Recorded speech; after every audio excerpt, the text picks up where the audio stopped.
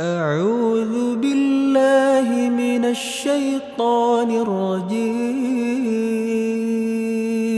Bismillahirrahmanirrahim. بسم Assalamualaikum الله warahmatullahi الرحمن wabarakatuh. Alhamdulillah, wassalatu wassalamu ala الرحيم nabiyina Muhammad ibn Abdillah alaihi salatu wassalam.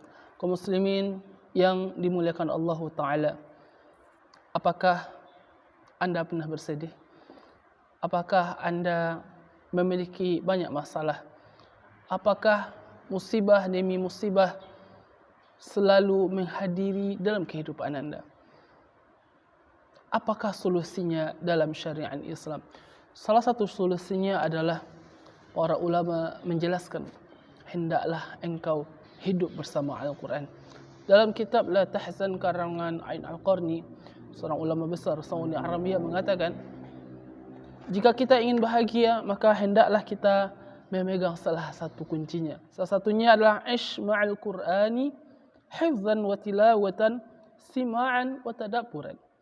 Hendaklah engkau hidup bersama Al-Quran, menghafalnya, membacanya, mendengarnya, dan mentadaburinya.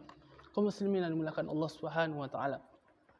Kegundahan demi kegundahan karena fitnahnya dunia pasti datang dalam hati seorang yang beriman kepada Allah. Tetapi ketika seseorang yang beriman kepada Allah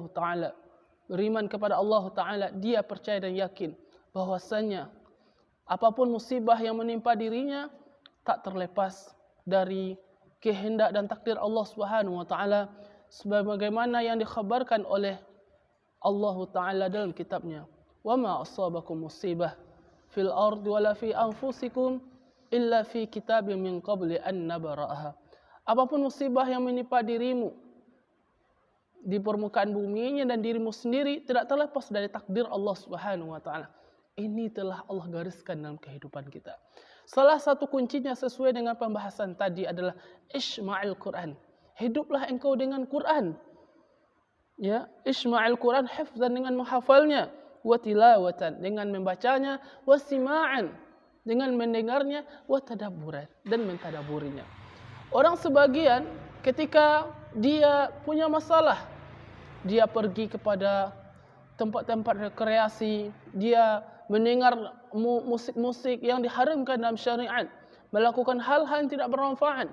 Padahal apapun masalah dalam hidup kita adalah takdir Allah, dan hanyalah Allah zat yang bisa menghilangkan kesedihan tersebut.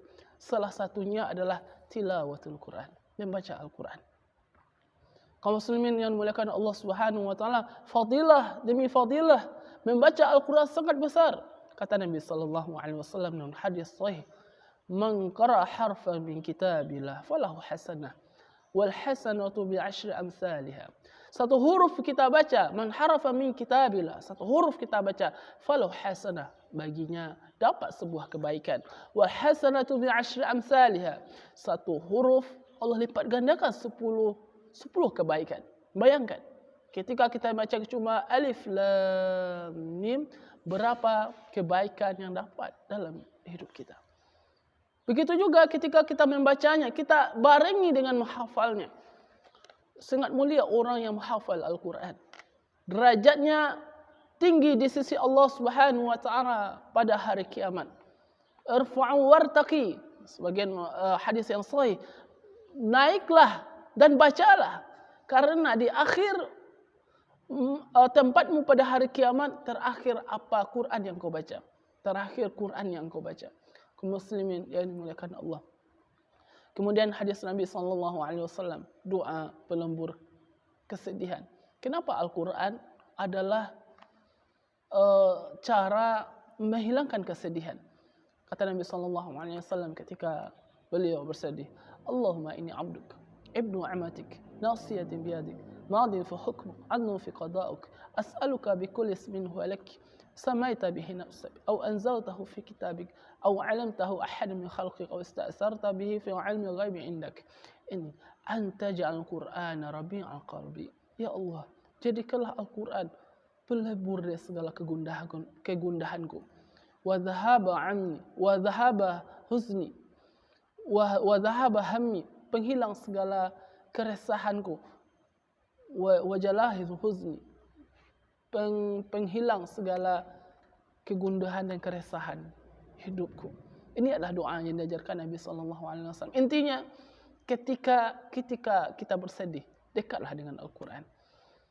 Ketika kita banyak masalah, dekatlah dengan Al-Quran. Ketika masalah demi masalah datang dalam kehidupan kita, dekatlah dengan Al-Quran. Maka Al-Quran sebagai obat bagi hati kita. Allah sifati Al-Quran adalah obat. Wa nunazzilu minal Qur'ani ma huwa syifa. Tidaklah kami turunkan Al-Quran kecuali adalah obat. Obat bagi hati yang resah. Obat bagi hati yang gundah. Allah juga katakan, Allah lah yang bisa menghilangkan kegundahan kita. Allah katakan dalam kitabnya, huwallazi anzala sakinata fi qulubil mu'minin. Hanyalah Allah memasukkan dan menurunkan kebahagiaan, ketenangan dalam hati setiap orang-orang yang beriman kepada Allah. Maka dari itu kaum muslimin dan dimuliakan Allah, perbanyaklah baca Quran, menghafalnya, mentadaburinya, apalagi mendengarkannya. Inilah cara yang paling bagus, yang paling besar menghilangkan kegundahan, keresahan, dan penghibur bagi setiap malapetaka hidup kita. Barakallahu fikum wa sallallahu ala nabiyina Muhammad sallallahu alaihi wasallam. Assalamualaikum warahmatullahi wabarakatuh.